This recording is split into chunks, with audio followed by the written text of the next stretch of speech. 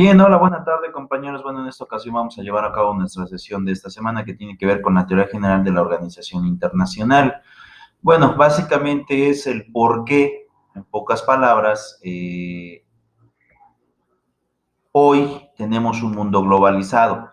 Ya vimos un poco acerca de qué es lo que hace en la clase anterior cada una de las instituciones y de las organizaciones a nivel, pues, mundial, con sus diferentes propósitos, tanto como la Organización Mundial del Comercio, como en su defecto también la ONU, el Banco Mundial y bueno, cada una de esas instituciones que de alguna forma pues han sentado cierto precedente en la historia, pues en la historia mundial.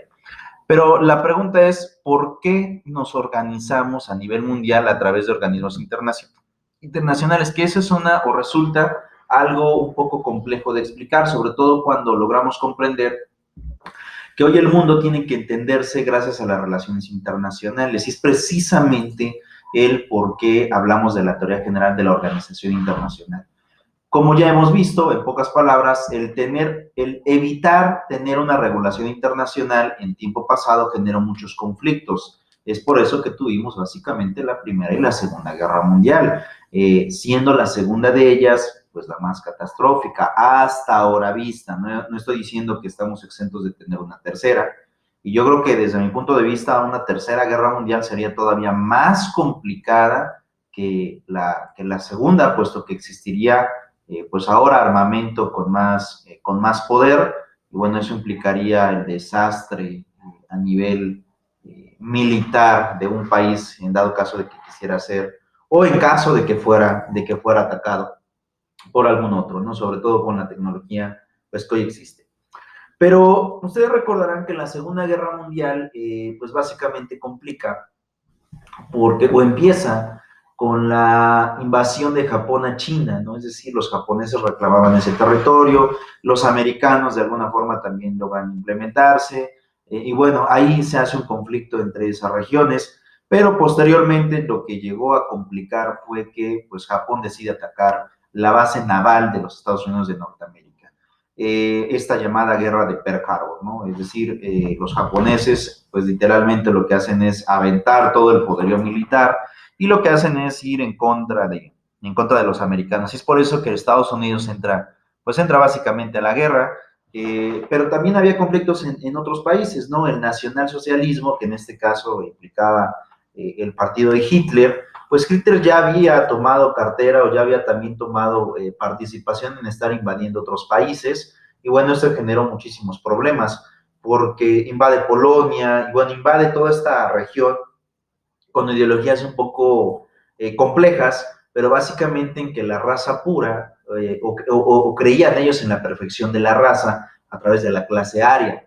100% alemanes con rasgos físicos pues bastante atractivos, tanto hombres como mujeres, de ojos de color, ¿no? Lo cual pues para ellos implicaba el tener una raza superior a las demás y es por eso que empieza esta especie de sectarismo, así como también la eliminación del pueblo judío, que para aquellos años pues eran prácticamente los propietarios y los dueños de toda la industria del siglo XIX y principios del siglo XX, ¿no? Es decir, ellos eran los dueños de las empresas, por así llamarlo, y bueno, esto generaba también una situación bastante, pues bastante compleja y bastante difícil.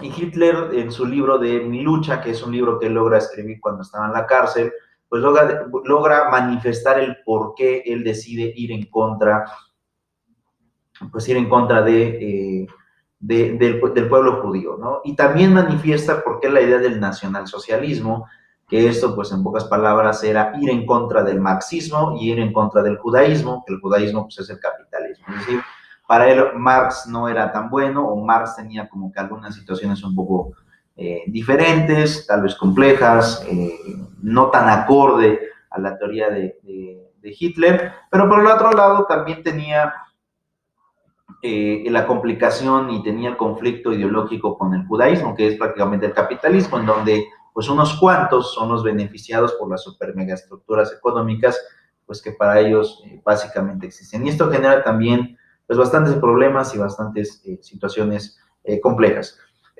Alemania, con estas ideologías y tratando de pensar que son una raza superior, deciden invadir diferentes territorios hasta que un gran aliado que él tenía, pues era la Unión Soviética, y bueno, decide invadirlo y después acoge a Italia, y bueno, Italia, lejos de generarle beneficios, le genera problemas. La Unión Soviética se siente traicionada por Alemania y pues de inmediato responden, y obviamente los americanos ya en la Unión de Países pues también deciden interrumpir o ir en contra de los alemanes.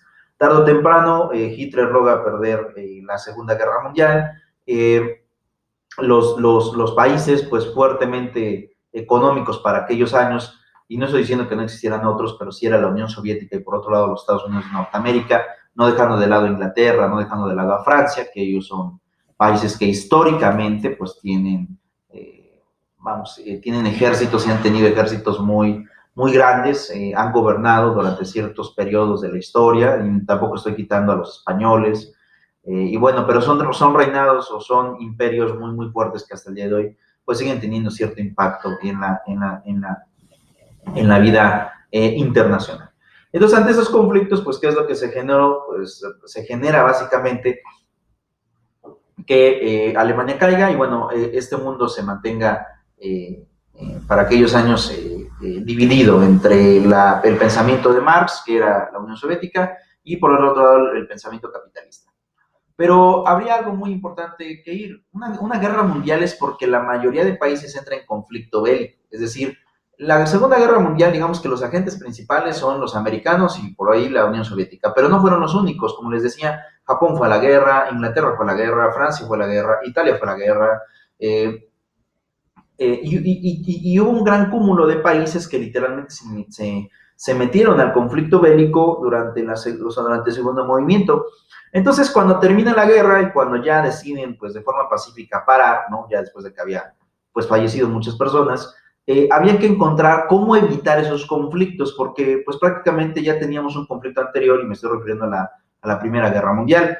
Y desde ahí empieza prácticamente la primera idea de organizarse a nivel internacional, con la llamada Liga de las Naciones, que al final resulta un fracaso, porque, pues, eso es una realidad, porque viene el segundo conflicto mundial a escala pues inimaginable, y bueno, después cuando acaba la Segunda Guerra Mundial, pues hay que volverse a reunir, y es cuando pues prácticamente empezamos a hablar de esa teoría de organización internacional, es cuando surge básicamente el por qué vamos a tener o vamos a estar organizados con estructuras que regulen alguna conducta pues de manera internacional. Y tenemos esta parte importante, fíjense, antecedentes históricos y doctrinales de las organizaciones internacionales. El fenómeno de organización de las relaciones internacionales es tan antiguo como las propias comunidades políticas. En efecto, los contactos regulares entre dos o más sociedades no solo generaron vínculos de cooperación, conflicto de asociación, sino que también suscitaron nuevos problemas que al rebasar el ámbito de competencias de cada una oportunidad política, la redujo a desarrollar fórmulas estables e institucionales de cooperación internacional, como lo ha escrito Avitzab, que es prácticamente necesitamos una regulación internacional. Mientras sigamos en la idea de que cada país tiene que regular su propia moneda, su propio derecho y su propio territorio, con mucha fuerza, con mucha pendiente vamos a tener pues complicaciones internacionales, ¿no? Porque cada quien va a querer ser superproteccionista, nadie quiere ceder y nadie a lo mejor se presta a la negociación, y en eso es en donde tenemos pues básicamente los conflictos, es cuando tenemos esta situación de generar, pues en pocas palabras, esta idea de, pues, evitarlos, ¿no? Si bien es cierto, las relaciones internacionales tienen que fluctuarse, pero aquí hay que regular cómo las vamos a tomar a cabo, cómo las vamos a llevar a cabo, porque de lo contrario, pues esto implicaría un problema bastante fuerte. Como toda noción, dicen, la de organización internacional es evolutiva, ¿no? Es decir, de manera o de constante cambio, pero hacia adelante. Aunque los intentos de cooperación institucional intercomunitaria pueden ser reconstruidos hasta en los tiempos más remotos. La noción contemporánea de organización internacional es de origen relativamente reciente y sus contornos actuales son los resultados de una rápida evolución de los acontecimientos y de las ideas del siglo XIX, que es básicamente el proceso de industrialización de los países, que esto implica que existieran movimientos económicos y movimientos mercaderes de un país a otro. Pero bueno, Eso implica en realidad muchas situaciones. Fíjense, en efecto, existen muchas causas de naturaleza político-militar, económicas o ideológicas. Podemos comprobar que existen presentes históricos también y demás organizaciones internacionales en los tiempos remotos, ¿no? Que básicamente pues eran aquellos imperios que de alguna forma controlaban muchos territorios a la vez. Y bueno, eso implica una nueva regulación también en carácter internacional. ¿Cómo es que a través de los imperios pues fue la primera regulación de flujo internacional y el poder llevar mercancías de un lugar a otro, sobre todo cuando no se dan los sistemas productivos, pero hasta ese cauce estamos. Entre las primeras que se conocen fueron las asambleas celebradas periódicamente en los pequeños estados reinos chinos, ¿no? Durante los siglos séptimo al quinto antes de Cristo, estimulados por la permanente amenaza que para su independencia ejercía el poder hegemónico del reino de Chu. No menos importantes fueron las formas de organización desarrolladas en la Grecia clásica, que también a ellos pues les gustaba tener, pues digamos que tenían un territorio muy demarcado, pero también funcionaban a través de reinados. Y que comprendían dos tipos de instituciones fundamentales, las anfictonias y las simaquias. Las anfictonias eran unos consejos o patronatos creados por diversas polis, que eran ciudades. Las anfictonarias en ciudades de estado griegas que compartían y frecuentaban los cultos religiosos en santuarios o templos elegidos y sufragados conjuntamente. Tales consejos anfictionias eran dirigidos por las polis hegemónicas, ¿no? Es decir, las personas con gran influyentismo político y económico. Y tenían como misión primordial actuar como órganos arbitrales para resolver sus conflictos o diferencias al amparo de la autoridad que les confería la comunidad religiosa entre sus miembros. Las simaquias o ligas constituían auténticas alianzas político-militares debajo de la dirección de una de las policías hegemónicas que garantizaban la defensa común de todos sus miembros frente a la amenaza precedente de otras simaquias o ante el peligro de los grandes imperios mesopotámicos. Más tarde, en la Edad Media, se desarrollaron en Europa algunas fórmulas de organización particulares. Así, por ejemplo, se crearon grupos o sociedades internacionales de inspiración político-religiosa. Eran las órdenes militares, como la de los caballeros templarios o el orden de caballeros teutones, surgidas al amparo de las luchas entre cristiandad y el islam, o fomentadas por el espíritu de las cruzadas, que eso también pues implicaba quien lograba controlar los flujos comerciales, pero nada más que en la Edad Media, pues sí tenía que haber una influencia directa, porque esa es la verdad, existía una influencia directa por parte de los cultos religiosos, ¿no? Es decir, sí hay un gran influyentismo por parte de los cultos religiosos en aquellos años, y bueno, eso, pues me parece que eso nunca se va a poder quitar, ¿no? También se configuraron formas de organización internacional de naturaleza económica, entre las que cabe destacar la Liga Hanseática, siglos XVII y XV. La ANSA era una asociación de más de 50 ciudades, los burgos, del centro y norte de Europa, constituida para fomentar y garantizar el comercio mutuo, así como las ciudades y reinos del área mediterránea. Se organizaba en torno a una de las asambleas generales, en las que participaban representaciones de todos los miembros y en las que se aprobaban por mayoría de votos las reglas que ordenaban las relaciones comerciales o la declaración de guerra o aquellas ciudades o reinos que ponían en peligro el tráfico comercial. De este periodo data también la Liga de los Cantones Suizos y bueno, la organización esencialmente defensiva que más tarde se transformaría en una confederación de núcleo de Estado actual, ¿no? Y bueno, así podremos hablar en realidad de muchos precedentes, pero en realidad este tipo de precedentes pues basan su sistema hasta, pues básicamente los primeros siglos, yo creo que hasta el siglo XVI, XVII, ¿no? Pero después del siglo XVIII ya viene una influencia también marcada, ¿no? Un poco de una situación un poco compleja, porque es cuando cambia ya el sentido de la organización económica mundial y sobre todo esto tuvo referentes ideológicos muy importantes, fíjense. Semejante línea de evolución filosófico-política no es exclusiva de los modelos de organización internacional gubernamental, pues abarca también a las denominadas organizaciones internacionales no gubernamentales. Bastaría con recordar la influencia del pensamiento abolicionista a comienzos del siglo XVI en la creación del British o el Foreign Handelsbill Society de 1823, cuyo ejemplo se extendió a otros países como Estados Unidos, Francia, España, Analógicamente, no podríamos silenciar la significativa contribución teórica y práctica de Marx y Engels en el desarrollo del internacionalismo proletario y la creación de la Asociación Internacional de Trabajadores o Primera Internacional en 1864. Ustedes recordarán seguramente a estos dos autores, Marx y a Engels, como pues, los autores de la teoría comunista o socialista, ¿no? Es decir, ellos fueron pues, prácticamente los padres de este tipo de teoría a través de un libro en donde explicaba pues la forma de organización de Estado que hoy conocemos como el Manifiesto Comunista. Y también pues la explicación de por qué el comunismo era la cúspide del socialismo y por qué de alguna forma ellos pensaban que el capitalismo pues no funcionaba. Y también lo logran denostar en la crítica que hacen al capital con el libro El Capital de 6 tomos, que bueno, logra escribir Marx en primeros 3 y los otros 3 los logra escribir Engels, ¿no? Que bueno, hasta el día de hoy podremos decir que esa obra está inconclusa porque pues ya perecieron y bueno, nunca se pudo saber cuál es la completitud de esa obra y de la ideología de cómo es que se tiene que normalizar o cómo se tiene que normar y dirigir un Estado ante el orden internacional. Fíjense, por lo que se refiere a las empresas multinacionales, si bien no cabe apreciar la existencia de antecedentes históricos comparables, en las sociedades precapitalistas no podemos olvidar la significación mercantil de los establecimientos o colonias fenicias en la antigüedad clásica, ya en los albores del capitalismo y al compás del desarrollo del Estado moderno y de su expansión ultramarina.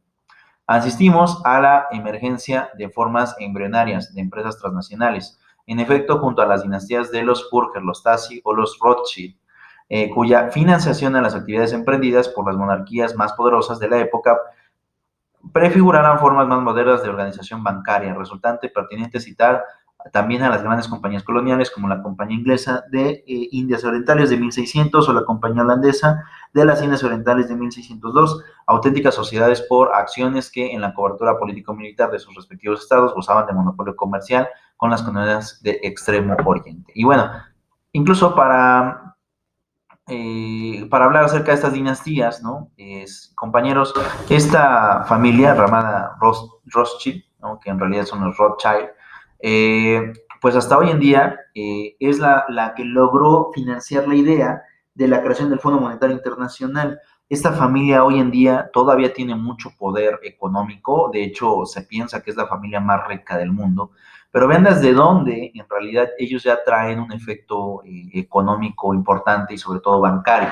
Y bueno, aquí nos manejan otras dos familias, Fugger y los Tassi, pero para que se den una idea, déjenme abrir una página y vamos a poner aquí eh,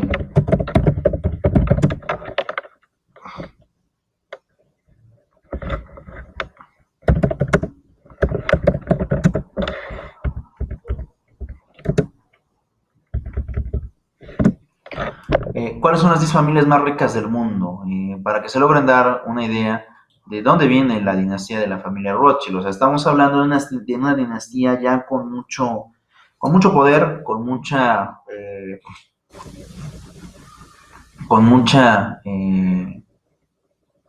pues en realidad con mucha trascendencia, porque, vamos, es una familia eh,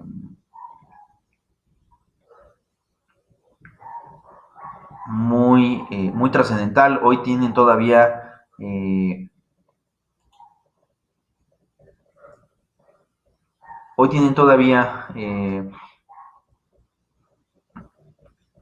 una banca internacional, para que se den una idea de qué tan grande es esta banca internacional, pues logra financiar países y empresas internacionales, ¿no? Me estoy refiriendo a la banca BlackRock, que bueno, es una financiadora a nivel internacional con un capital completamente exorbitante, ¿no? Si ustedes piensan, y vamos a pensar en bancos que Citibanamex o que HSBC tienen poder económico, no, en realidad esta banca es aún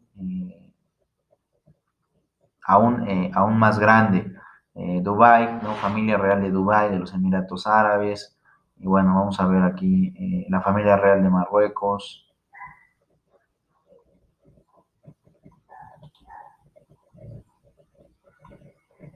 Bueno, aquí